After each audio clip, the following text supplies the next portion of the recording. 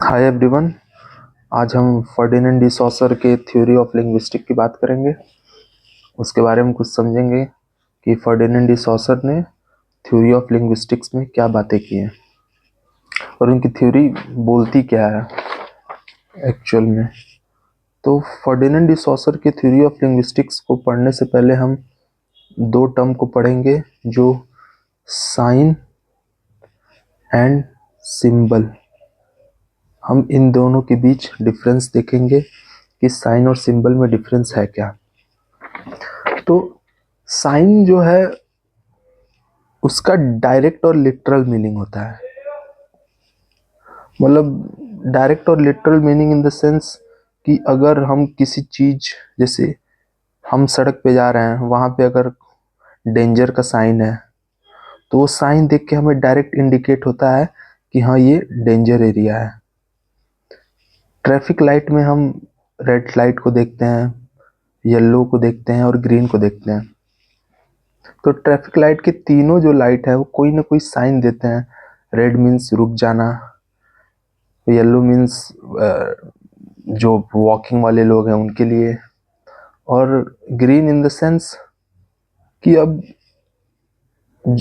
Traffic में green green in the sense अब traffic खुल चुका है, गाड़ी आगे बढ़ी। तो ये देयर इज अ साइन, उनका कोई ना कोई डायरेक्ट और लिटरल मीनिंग होता है।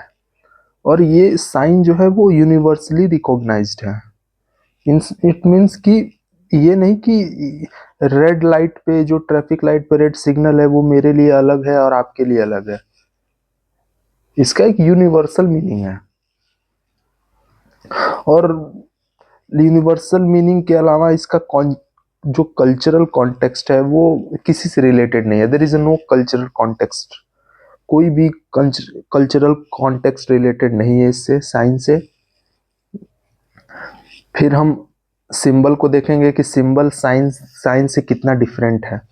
तो जब हम सिंबल की बात करेंगे तो जो सिंबल है वो कहीं ना कहीं किसी आइडिया को रिफ्लेक्ट करता है। अब मान लीजिए हमने भारत का झंडा देखा, द नेशनल फ्लैग।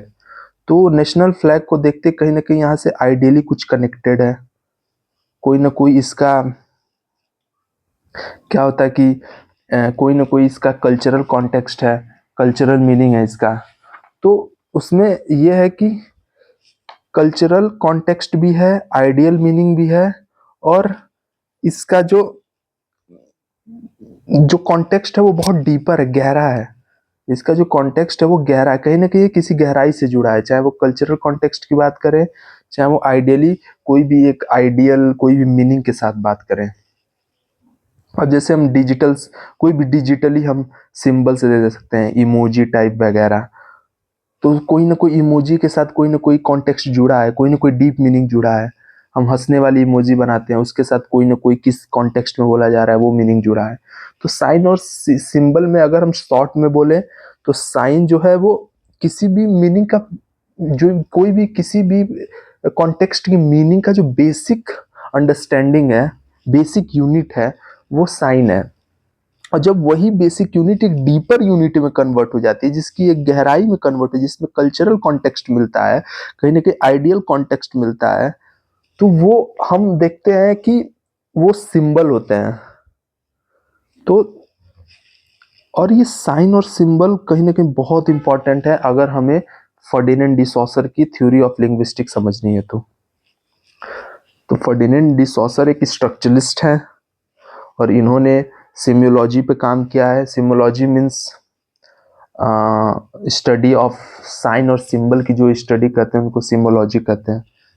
सिम्योलॉजी जो साइंस और साइन और सिंबल की जो स्टडी करते हैं उनको हमें सिम्योलॉजी कहते हैं। तो फर्डिनेंड डी सॉसर ने अपनी थ्योरी ऑफ लिंग्विस्टिक में साइन और सिंबल्स के बारे में बात की, और हम देखेंगे कि उन्होंने क्या बातें की हैं। फर्डिनेंड डी सॉसर, हम बेसिक उनके बारे में कुछ जान लेते हैं। 1857 में बॉर्न हुए थे, 1930 में डेथ हो गया था उनका। जिनको फादर ऑफ मॉडर्न लिंग्विस्टिक कहा जाता है। But father of modern linguistic इनको कहा जाता है, फाउंडर ऑफ स्ट्रक्चरलिस्ट है। बट इतना याद रखिएगा कि he is the founder of structuralism, structuralism के फाउंडर थे, जो हमें जो स्कूल ऑफ थॉट देखने को मिलते हैं, जो हमें सब कुछ सोशियोलॉजी में हमें देखने को मिलता है कि क्या होता है कि Durkheim, Emile Durkheim is a functionalist, Karl Marx is अ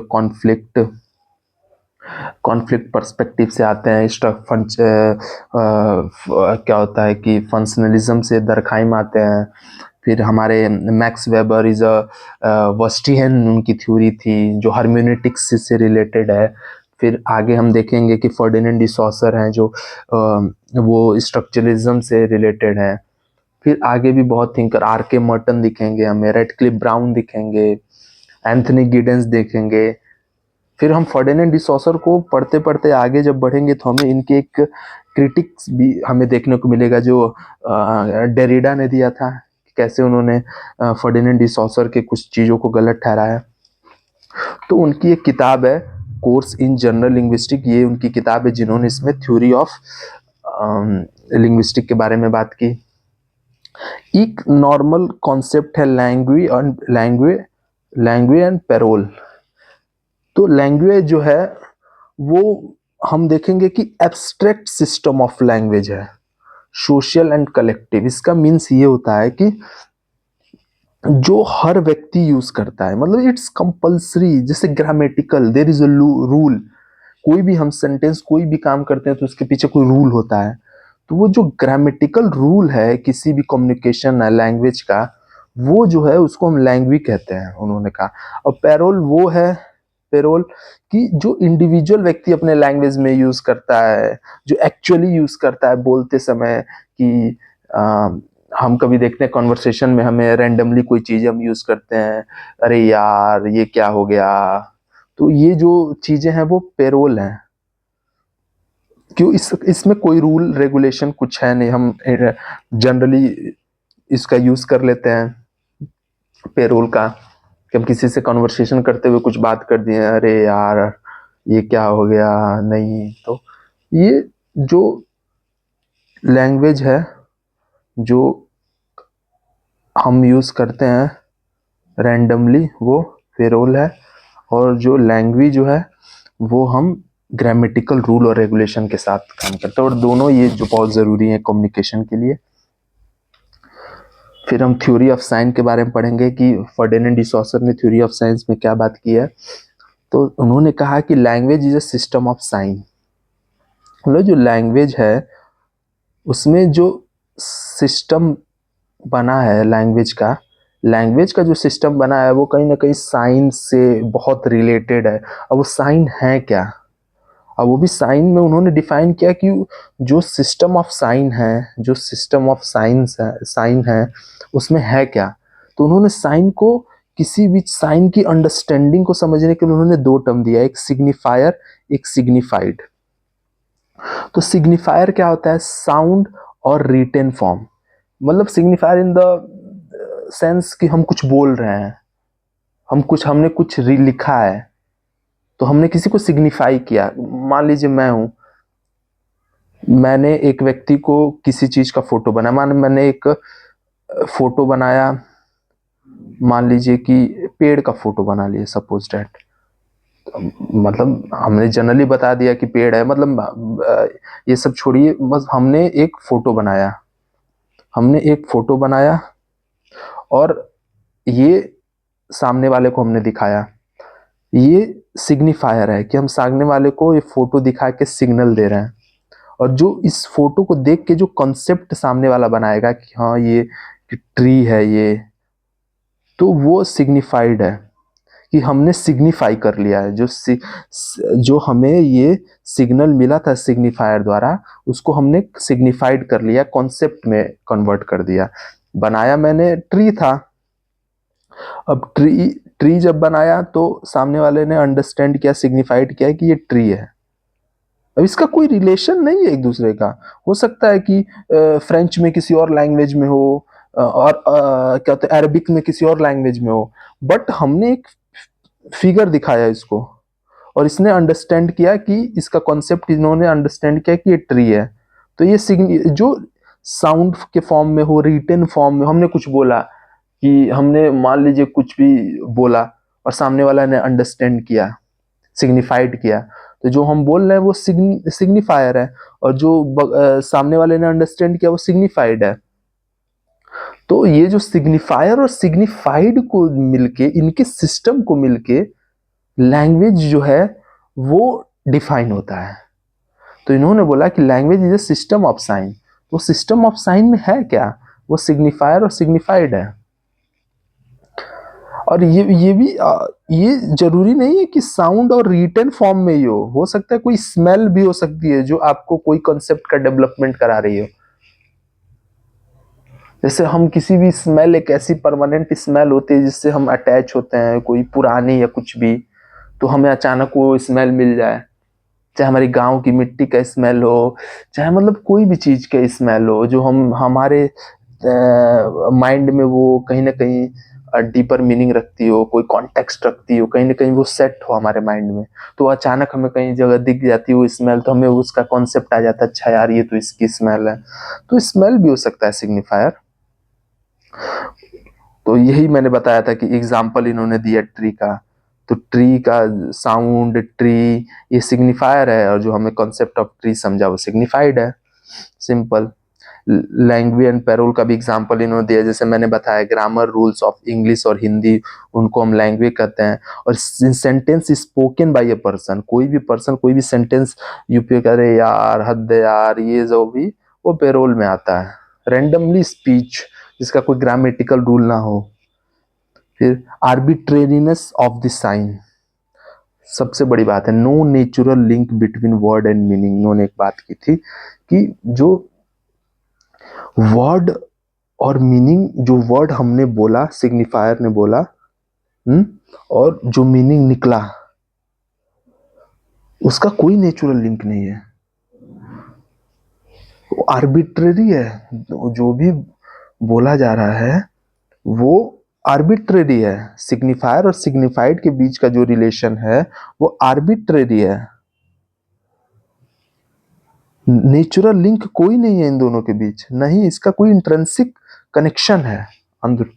तो एग्जाम्पल में देखिए, हमने वाटर बोला, कई जगह इसको वाटर बोलेंगे, कई जगह पानी बोलेंगे, कई जगह जल बोलेंगे, सबके लिए इसकी मीनिंग अलग है।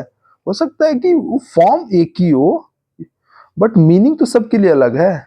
वर्ड जो है उसका जो मीनिंग है उसका कोई नेचुरल लिंक नहीं है। रिलेशनशिप इज सोशली डिसाइड, समाज डिसाइड करता है कि इसकी वर्ड और सिग्निफायर और सिग्निफाइड के बीच में मीनिंग क्या होती है। किसी समाज में ट्री का को कुछ और बोला जाता होगा, किसी सोसाइटी में कुछ और बोला जाता होगा, अरेबिक में कुछ और, फ्रेंच में कुछ और, तो हर सोसाइटी में अलग अलग बोला जाता है। तो ये सोशली डिसाइडेड है इनके बीच का रिलेशनशिप, जो सिग्निफायर और सिग्निफाइड का बीच है, इसमें कोई नेचुरल लिंक नहीं है। आर्बिट्रेरीनेस हमने देखा भी, कोई आर्बिट्रेरीनेस है इनके बीच, कोई नेचुरल लिंक नहीं है। तो अब हम आगे पढ़ेंगे सेंटागमेटिक रिलेशंस, सेंटागमेटिक रिलेशंस के बारे में पढ़ेंगे कि इसमें है क्या।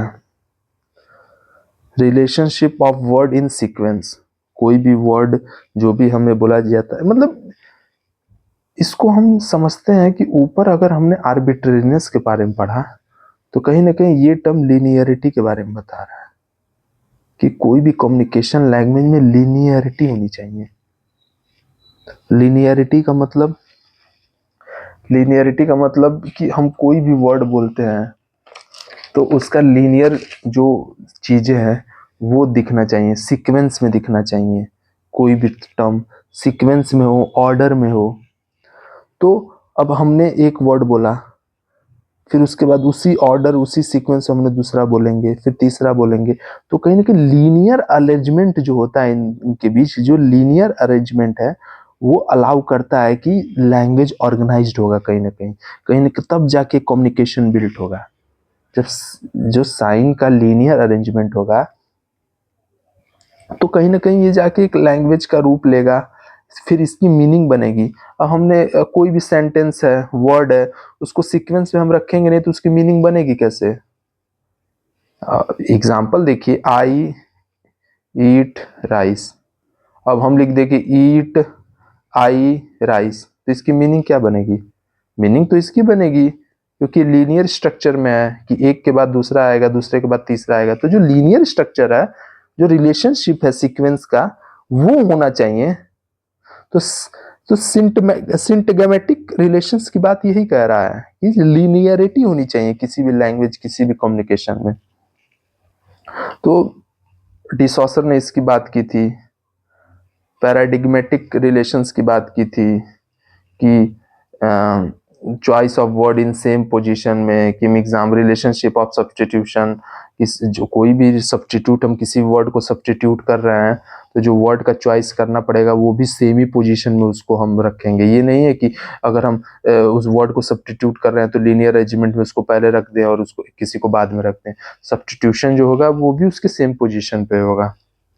सिंक्रोनिक और डाइक्रोनिक के बारे में बोलते हैं कि एक टाइम पे हम एक लैंग्वेज की स्टडी करें, study of a language eight one time, तो हम उसको सिंक्रोनिक बोलेंगे। और study of language through history, अगर हम हिस्ट्री के थ्रू, मतलब उसके पास्ट के थ्रू चीज़ों को एनालाइज करेंगे, स्टडी करेंगे लैंग्वेज का, जैसे हम प्रीवियस, मतलब अब study of language eight one, एक बार में हमने स्टडी कर ली अभी कि हमें किस लैंग्वेज की स्टडी करनी है, तो आज प्रेजेंट में हमने स्टडी की, लैंग्वेज की थ्योरी पढ़ी, सब कुछ पढ़ी, तो ये वन टाइम में पढ़ा, तो ये सिंक्रोनिक हो गया।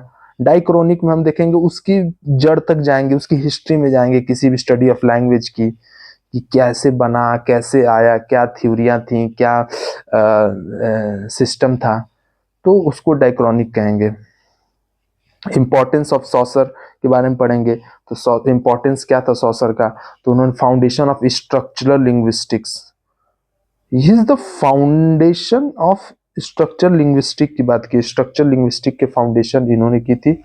Influence semiotics and literary theory, semiotics में हमने पढ़ा भी ऊपर, जो साइन और सिंबल्स की स्टडी करते हैं, वो basis of modern language study, is the founder but he is the not a father, he is not a father of modern linguistics.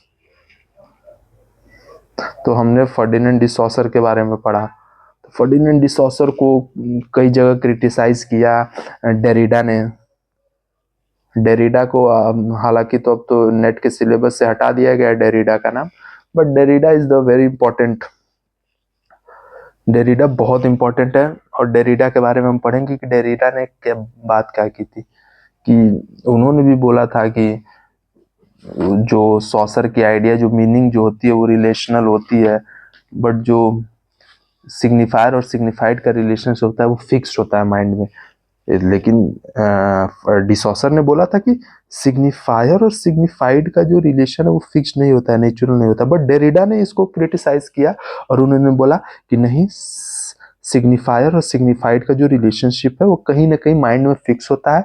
वो माइंड में फिक्स होता है तभी कहीं ना कहीं एक लीनियर बिहेवियर जनरेट होता है और हम एक चीजों की मीनिंग को अंडरस्टैंड करते हैं। तो डेरिडा के बारे में हम पढ़ेंगे अगले क्लास में कि डेरिडा ने क्या क्रिटिसिज्म दिया था, उन्होंने डिकंस्ट्रक्शन थ्योरी दी, तो आगे हम पढ़ेंगे। तो इतना हमने पढ़ा अभी फर्डिनेंड डी सॉसर के बारे में, साइंस एंड लैंग्वेज के बारे में, और फिर आगे हम बेसिक जो भी हैं हमारे थ्योरियाँ उनको पढ़ेंगे, साइन और सिंबल के बारे में। फिर हमारे जितने सोशोलॉजिस्ट हैं उनको हम बेसिक सोशोलॉजिस्ट जो भी हैं हमारे, कार्ल मार्क्स हो गए, इमाइल दरखाइम हो गए, मैक्स वेबर हो गए, हम देखेंगे उनको। तो थैंक यू एवरीवन, मिलते हैं हम नेक्स्ट क्लास में और आगे डेरिडा के बारे में पढ़ते हैं। Thank you so much.